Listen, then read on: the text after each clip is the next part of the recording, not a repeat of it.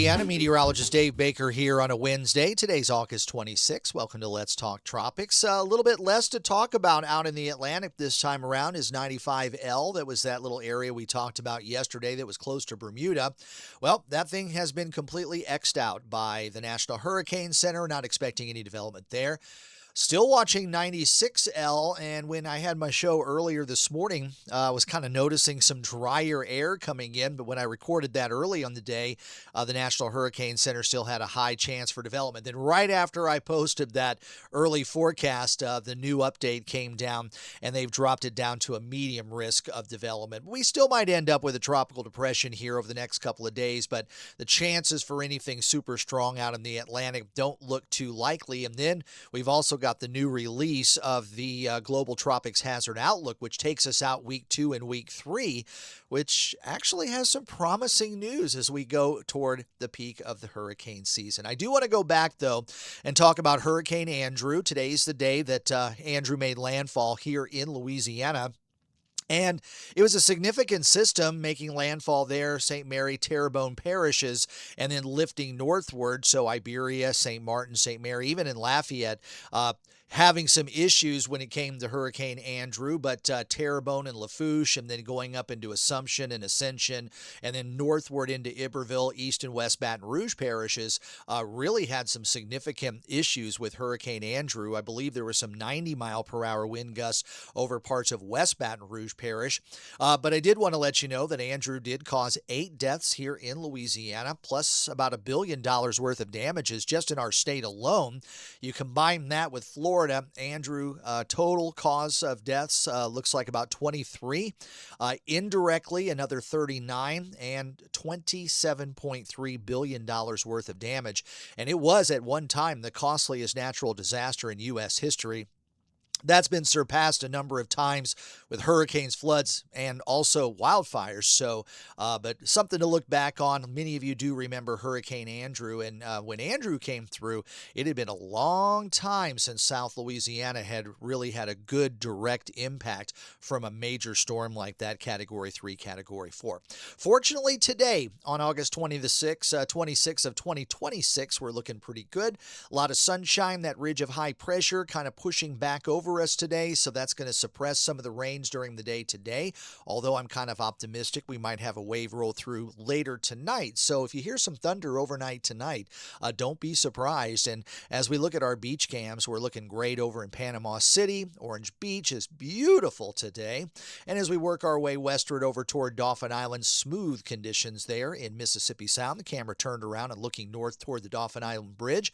Clear skies over in Cocodrie, a really nice day, and just a handful of clouds as you go farther to the west over toward Galveston. So much of the Gulf Coast is looking at pretty quiet conditions. We are in the middle of the summer doldrums here. That's when the wind literally disappears across much of the Gulf and the Gulf Coast. So as you can see here, we're talking about light winds out of the west, maybe 5 knots, 10 at tops, and seas about a foot.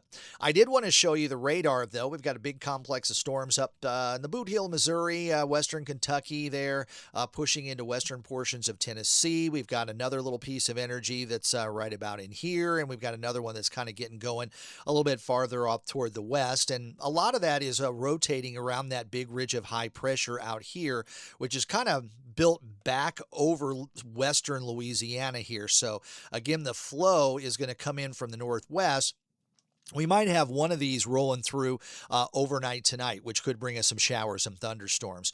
But as far as tropical weather, let's look at the East Coast here. We've got a bit of a front flare up of some thunderstorms there off the Carolina coast. We'll keep an eye on that, but not looking too interesting right now.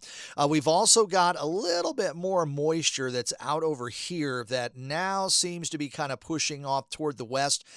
Originally, the thinking was that we were going to have a drier weekend, that ridge of high pressure was going to expand, but this is going to be the fly in the ointment here over the weekend with extra moisture in place.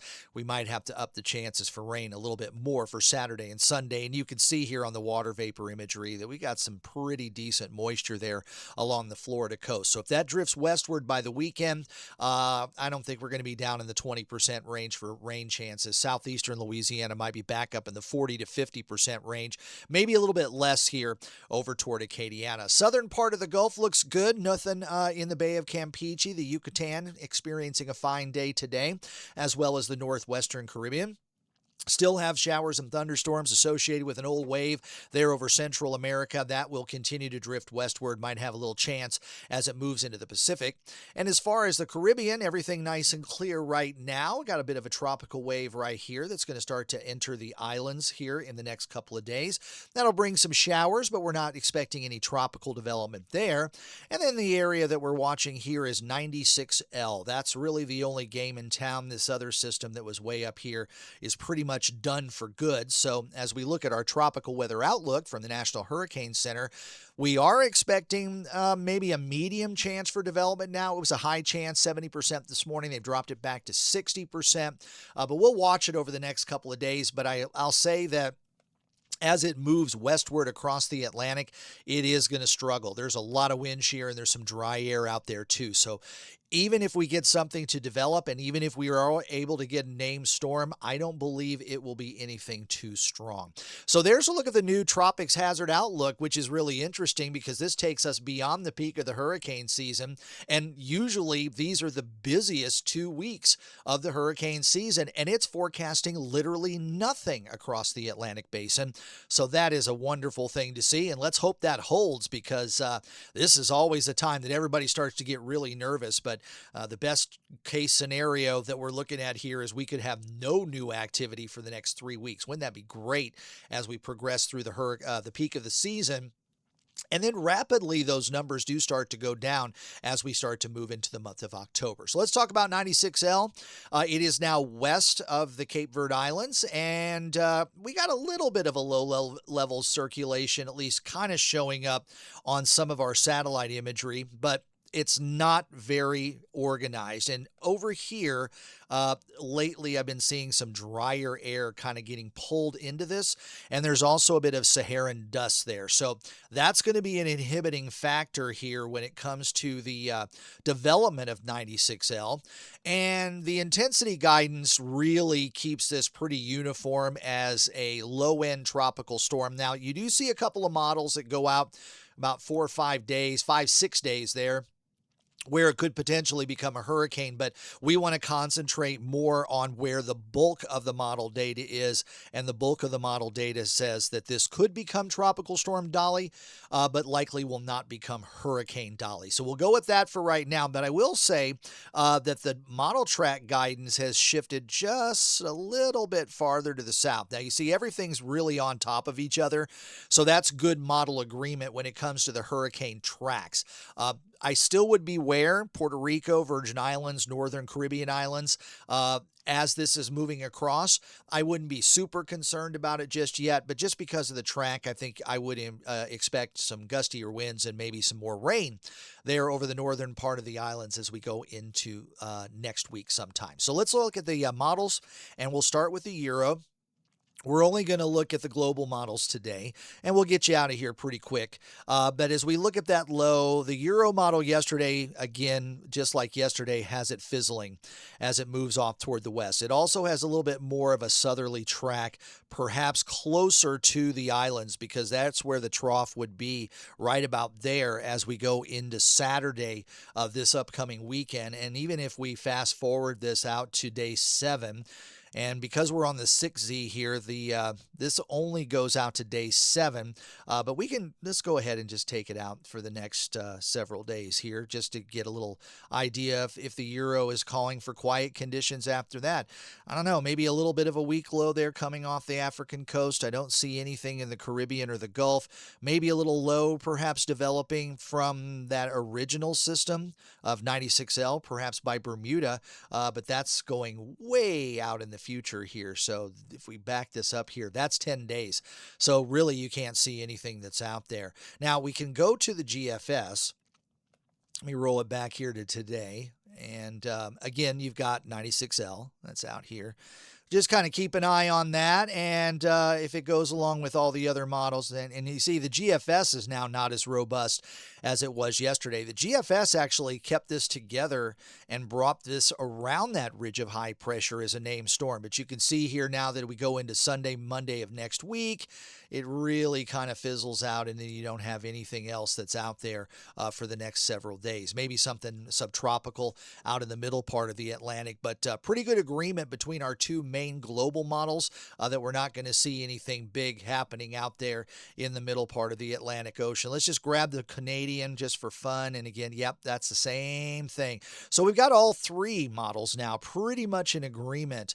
Now, I will say the Canadian model tries to take the low a little bit farther to the south here. Obviously, it's not anything organized, but it does tend to push it a little bit farther to south, and then maybe a little bit of development here off the Florida coast, but that wouldn't be until a little over a week from today. So you're going out all about 7 to 8 days, which still is kind of in la-la land, but that's something that we'll watch here.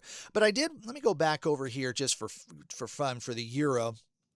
And I know we're going to probably show you a shear map here that's more still of today, but I just want you to kind of notice, I'm going to circle this area here so you can kind of pay attention to what we're looking at. The wind shear out here is just going to be staying really, really high. So anything that tries to move across the Atlantic is going to run into a lot of that wind shear. So conditions are going to become a lot less favorable for development here as we get into the weekend and the early part of next week. So that's probably why we're expecting this to either dissipate or be something very, very weak over the next several days. There's a look at the water temperatures. Again, water temperatures are plenty warm, and I did want to mention that there's a decent amount of Saharan dust. We were seeing that in that visible satellite imagery there. So not only are we getting dry air, but we're getting Saharan dust in there. So there's a lot of inhibiting factors. There's a lot working against 96L. So again, I think the models are pretty cool on there to call the intensity at best as a moderate tropical storm. Remember, we're approaching the peak of the hurricane season, but again, when we look back at the global tropics hazard outlook, if we can go for the next 2 to 3 weeks without any new named storms, that would be unprecedented during this time of the year, because even in El Nino seasons, even strong El Nino seasons, we usually get some more development out in the Atlantic during the early part of September. So let's keep our fingers crossed and hope for some more quiet conditions. Well, I hope you enjoy Let's Talk Tropics. If you do like this video, subscribe to my channel and turn on those notifications. And don't forget, my forecasts are on TV again over at WBRZ Channel 2. Now, I know a lot of you don't get Channel 2. Some of you do get Channel 2 on your cable system. But if you don't, if you look down in the description, I've got a link below for our live stream. I'm going to be there Friday for Tune In. It's a really fun show. It's kind of like the old GMA. Big group of folks put this show together, and we do have a lot of fun. So if you want to check it out, I would really appreciate it. Also, thanks to everyone who's following my social media pages on Facebook and X, and all my subscribers on Acadiana Weather Today right here on YouTube. I'm Meteorologist Dave Baker. Enjoy the rest of your day, and I'll see you on Thursday.